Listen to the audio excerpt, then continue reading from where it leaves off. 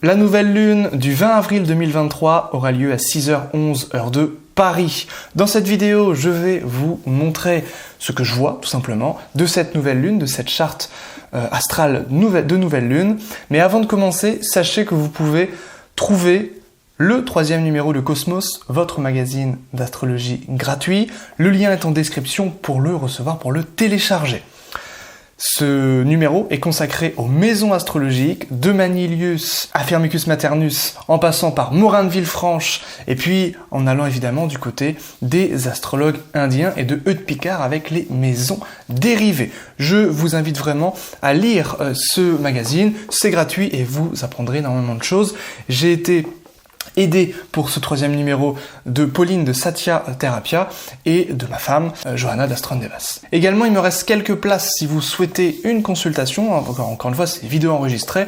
Je vous mets le lien en description pour réserver. Il me reste, je crois, 5 ou 6 études mensuelles. Donc, si vous voulez recevoir une étude chaque mois, donc par rapport à la Lune, donc révolution lunaire principalement. Et puis, quelques thèmes natals, voilà, il me reste 4 de mémoire, si vous voulez, pour ce mois-ci. Maintenant, on passe à la vidéo et à cette nouvelle lune. Voici l'état du ciel le 20 avril 2023 à 6h11, heure de Paris. Alors, qu'est-ce qu'on a ? Eh bien, nous avons une nouvelle lune qui a lieu au tout début du Bélier.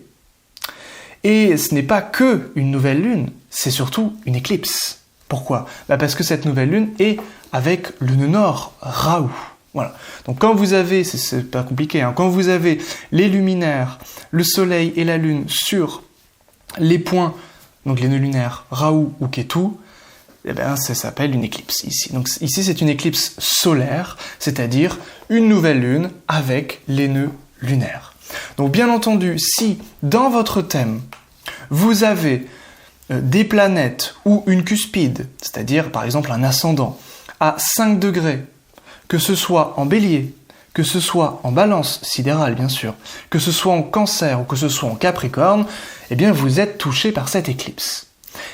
Est-ce qu'une éclipse va indiquer des choses bonnes ou pas ? Ni l'une ni l'autre. Une éclipse, c'est un déclencheur, ça active un point. Si ça active un point dans votre thème qui est fragilisé, admettons Saturne en chute en maison 8, ça va plutôt être défavorable. Si ça active un Jupiter exalté en maison 1, ça sera plutôt favorable ici. Donc vous comprenez, c'est en fonction de ce que cette éclipse va toucher. Ici, de manière générale, très très générale, l'éclipse, elle va toucher quoi ? Elle est au carré de Pluton. Donc de grandes transformations. Ici. De grandes transformations sont prévues. Des transformations qui peuvent avoir un rapport avec ici, donc on est à Paris, hein, donc on prend l'ascendant ici de Paris. Un rapport avec la maison 11. La maison 11, c'est le social. La maison 11, c'est le public. C'est le peuple qui s'énerve, par exemple. Donc ça peut être une transformation par rapport à cela. Évidemment, le Capricorne est occupé par Pluton. Pluton va rester en Capricorne sidéral. Évidemment, il est en Verseau, en occidental, mais on enlève 24 degrés, ce qui nous fait un Pluton à 6 degrés. Et ce Pluton, il est important parce qu'il est dans le nakshatra du Soleil, ou de Tarashada, qui est un nakshatra d'invincibilité, qui est un nakshatra qui est important. Pourquoi ? Parce que Pluton va dépendre du Soleil. Et donc là, Pluton, une énergie de transformation, mais ce soleil en ce moment, parce que le 20 avril c'est une éclipse, va être assombri. Pendant un court instant certes, mais quand même. Et donc, ce Pluton, énergie de transformation, eh bien il y a quelque chose qui peut se faire un petit peu dans l'ombre. Donc ici, il y a cette idée de tirer les ficelles par une puissance en maison 11, un petit peu dans l'ombre. Donc voilà déjà un petit peu l'atmosphère générale, de transformation, une énergie vraiment de mort et de renaissance avec Pluton. Donc c'est vraiment l'énergie principale ici, hein. C'est vraiment le carré Pluton qui est vraiment quasiment partile à cette éclipse. Hein. Voilà, donc je récapitule. Premièrement, si vous, dans votre thème, vous avez des planètes en carré, opposition ou conjonction ici en Bélier à 5 degrés, ça touche. compter 2 degrés, alors on peut compter plus, mais vraiment il faut que ce soit, pour que ça touche, il faut vraiment que ce soit significatif, compter à peu près 2 degrés avant, 2 degrés après, donc entre 3 et 7 degrés. Si vous avez des planètes à 2 degrés et des planètes à 8, normalement ça les touche aussi, bien entendu. Mais si vous avez plusieurs planètes, privilégiez les aspects de moins de 2 degrés. C'est ce qui fonctionne le mieux dans la pratique. Donc, vous allez être touché par cette éclipse en fonction de la planète touchée, premier point. Deuxième point, dans l'atmosphère générale, l'ambiance générale de cette nouvelle lune, de cette éclipse solaire, on a l'énergie plutonienne. Énergie sous-jacente, de fond, qui nous dit énergie de transformation.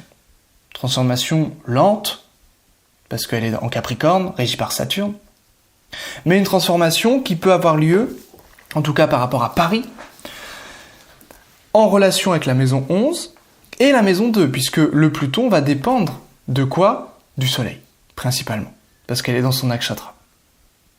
Et le Soleil est en maison 2. Donc ici, c'est quoi la maison 2? Ça peut nous parler tout simplement des finances de la nation, de l'économie de la nation, de la France ici. Donc là, c'est un petit peu compliqué. Un petit peu compliqué, c'est-à-dire qu'il peut y avoir une forte transformation due aux finances du pays. Une éclipse, ça dure en moyenne 6 mois. C'est-à-dire que les effets de cette éclipse du 20 avril vont persister jusqu'en octobre, jusqu'à la prochaine éclipse solaire, c'est-à-dire de même nature. Ça veut dire que dans 15 jours, on aura une éclipse lunaire qui aura des effets qui se feront ressentir jusqu'à la prochaine éclipse lunaire. D'accord ? Et généralement, il y a un pic, en tout cas dans l'astrologie mondiale, on voit souvent un pic dans les mois qui suivent l'éclipse, comme j'ai déjà expliqué dans d'autres vidéos. Donc voilà déjà un petit peu l'énergie dominante. Sur le plan plus, comment je pourrais dire, personnel, évidemment, l'éclipse, surtout une nouvelle lune, c'est surtout intéressant pour faire retour, pour méditer, par exemple. Pour voir un petit peu, travailler un petit peu, voilà, sur ce qu'il y a à l'intérieur de nous. D'accord ? Donc là, pour aller voir tout simplement la profondeur, notre rapport à la mort, notre rapport au social, pour briser les codes, plutôt en 11, par rapport à cette nouvelle lune. On a également une éclipse donc dans Ashvini. Ashvini, c'est relié à la liberté. Donc ici, c'est relié à la liberté financière, la liberté économique du pays, qui peut être, encore une fois, transformée. Il peut y avoir des forces un petit peu sous-jacentes, parce que n'oublie pas que Pluton ici dépend aussi de Saturne et en Capricorne en 12, donc des forces sous-jacentes un petit peu, qui peuvent un petit peu contrôler de manière très simple l'économie ici du pays. Nous avons Mercure ici aussi, maître de 4 et maître de 7. Le maître de 4, c'est ce qui s'oppose au gouvernement par rapport à Paris, ici, donc en France. Donc là, évidemment, on a le peuple en colère encore, avec Mars en maison 4. Dans Ardra Nakshatra, la tempête, les crises, les larmes, la fureur, c'est régi par Rudra. Rudra, c'est le Shiva terrible dans la tradition védique. Donc là, bien entendu, c'est des énergies puissantes, des énergies fortes. Ce Mars, il est au sextile de Mercure, ici. Si on prend les aspects Tajika. Vous voyez ? Mars, c'est Mercure sextile Mars. Donc, la communication va être très puissante. Et on va parler de quoi ? On va parler des finances, énormément, de l'économie. On va parler de nos libertés, ici. On va parler encore plus du pouvoir d'achat en maison 2. Naturellement. On pourra parler également, maître de 602, de l'économie reliée à l'armée, de l'argent des travailleurs, ici. Des gens qui triment. Et le Mercure va être en conjonction d'Uranus. Donc là, ça peut être une communication violente, soudaine, inattendue. Quelqu'un qui prend la parole, qu'on ne connaissait ni d'Ève ni d'Adam, qui prend la parole et qui a une forme d'autorité naturelle, qui transforme un petit peu les choses en Bharani Nakshatra. Il y a vraiment des énergies puissantes ici. Parce que Pluton en Uttarashadha, énergie d'invincibilité, qui dépend d'un soleil exalté, ici, avec deux planètes, dont Uranus en Bharani, régi par le dieu de la mort, le dieu de la transformation, Yamaraja en Inde, et Mars en Ardra. Ardra, c'est vraiment Rudra, c'est vraiment une énergie terrible. Une énergie terrible de guérison aussi, bien sûr, mais qui doit passer par une phase difficile, toujours. Et bien entendu, ce que touche Ardra, c'est sujet à la détresse. Donc là, c'est quoi principalement? La maison 9, la maison 2. La maison 9, ça peut être lié à la justice, des notions, des questions reliées à la justice. Notons en plus que le Soleil est toujours en conjonction à Jupiter, qui est à 29 degrés, donc il n'y a pas de frontière dans le ciel. Hein. Donc là, évidemment, Jupiter, il est aussi relié à cette éclipse. Donc, ici, la justice est aveuglée. C'est ce que fait une combustion. La planète qui est trop proche du Soleil est rendue invisible. Donc, nécessairement, on a ici une justice aveuglée, des droits qui peuvent être bafoués, évidemment, et le Mars maître de 2, et il est plus fort en Bélier qu'en Scorpion, eh bien c'est principalement relié également aux finances. Bien entendu, on voit qu'il y a un amas planétaire en maison 2. Cette maison 2, c'est aussi la parole du peuple, la parole du pays. Donc par rapport aux affaires étrangères, par rapport à l'international, eh bien, on va se faire entendre dans le monde, du 20 avril à octobre 2023. Donc voilà déjà des petites choses toutes simples hein, qu'on peut dire. C'est évidemment, si je passe en tropique, on le verra mieux, parce que c'est dans le même signe, une nouvelle lune qui va être reliée à Jupiter, là on le voit bien. Donc évidemment, là on a des énergies puissantes. On a des énergies d'autorité. Ça va donc avoir un impact sur les finances, sur l'aspect de la bourse, sur l'aspect économique donc, et sur le pouvoir d'achat comme on l'a vu. Et puis ça va avoir aussi une incidence sur le pouvoir en place. Sur le pouvoir en place. Cette éclipse est importante parce qu'elle va directement toucher le chef d'État, par exemple. Vous regarderez son thème, vous verrez que, alors si vous voulez, je pourrais faire une vidéo là-dessus, ça va directement toucher Macron.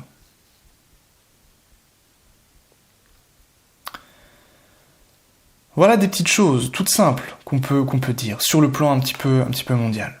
Sur le plan individuel, personnel, qu'est-ce qu'on peut en tirer?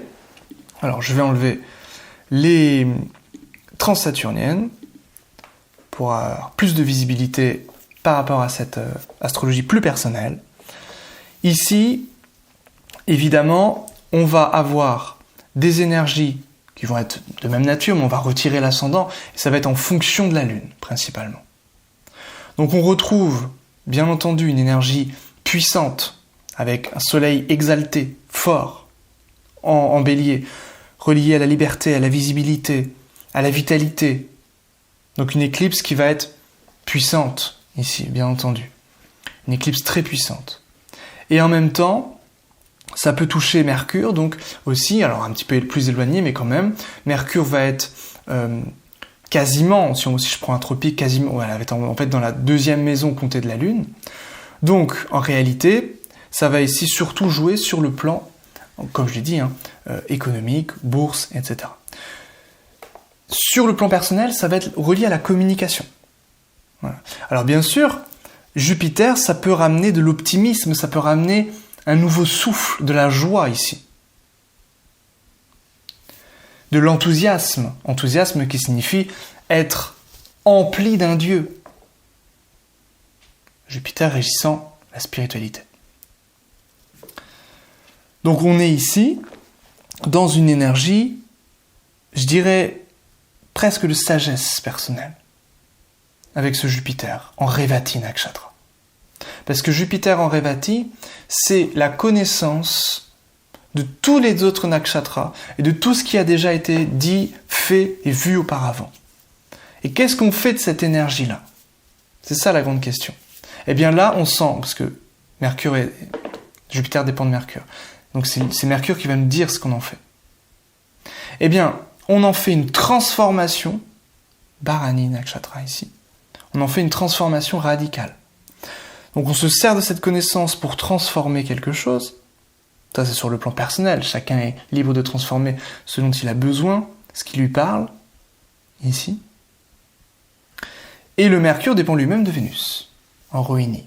Ce peut être une transformation dans l'ordre relationnel, une transformation dans son rapport au luxe, dans son rapport à la nourriture, à l'alimentation, dans son rapport au monde et à l'écologie, et comment il peut se situer par rapport à cela. Et puis un rapport au plaisir. Vénus en Rohini, c'est le plaisir. C'est la beauté, c'est le charme, c'est la mode, c'est les parfums. Donc on pourra aussi parler de tout cela. Il y aura très certainement une accentuation d'avril à octobre, pardon. Alors je parle beaucoup de l'astro mondial, excusez-moi. Mais il y aura, c'est ce que je vois, il y aura on va beaucoup parler de ces choses-là, de mode, de plaisir, d'alimentation en France, entre avril et octobre. Évidemment, en plus de tout ce qui se joue sur le plan politique, sur le plan du pouvoir d'achat, sur le plan économique, c'est-à-dire. Mais voilà un petit peu des petites choses. Bon, sur le plan personnel, vous allez surtout être impacté, comme on l'a vu, si vous êtes marqué par le Capricorne, la Balance, le Cancer, le Bélier, si vous êtes surtout marqué par le premier décan sidéral, donc c'est-à-dire on va faire grosso modo entre 0 et 10 degrés. Voilà, globalement, c'est vous qui allez être le plus impacté par cette éclipse d'avril à octobre 2023. Il y a également, c'est vrai, un aspect de Saturne sur le Soleil et sur la Lune. Ce Saturne va faire en sorte que tout ce qui vient d'être dit, va être ralenti, va être sujet à des délais, à des obstacles. Et en même temps, parfois c'est pas pour le mal, c'est simplement pour aller persévérer, pour aller en profondeur dans les choses, plutôt que de passer de l'un à l'autre, ici.